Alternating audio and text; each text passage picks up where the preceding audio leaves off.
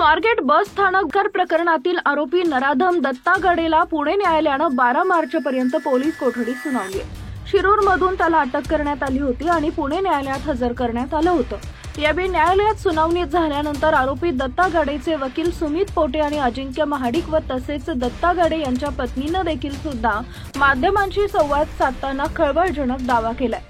बातमी सविस्तर पाहूया। त्या अगोदर तुम्ही आपल्या चॅनलवर नवीन असाल तर चॅनलला सबस्क्राइब जरूर करा, जेणेकरून अशा प्रकारचे अपडेट्स या तुमच्यापर्यंत पोहोचत राहतील। बलात्कार झालाच नाही, जे झालं ते दोघांच्या संमतीनं झालं। दत्ता गडे आणि ती मुलगी एकमेकांना 1 महिन्यापासून ओळखतात। त्यांचे कॉल रेकॉर्ड्स काढले तर समजेल। बसमधून दोघे एकत्रच उतरले। बसमधून उतरून दोघे कुठे गेले याची माहिती घेण्यात यावी असं आरोपी दत्ता गडेच्या वकिलांनी सांगितले।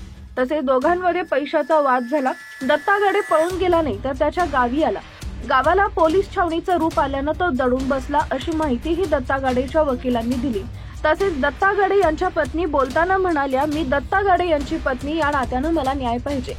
ती मुलगी म्हणते की माझ्या नवऱ्यानं बलात्कार केलाय तर मग तिचे कपडे कुठे फाटलेत का? तिच्या अंगावर काही ओरबाडलेला दिसतंय का? बसमध्ये चढताना आधी तरुणी गेली, मग माझा नवरा गेला, त्यानंतर 2च मिनिटात ते बाहेर आले, याला बलात्कार म्हणतात का? असा सवाल दत्ता गडेच्या पत्नीनं केला आहे।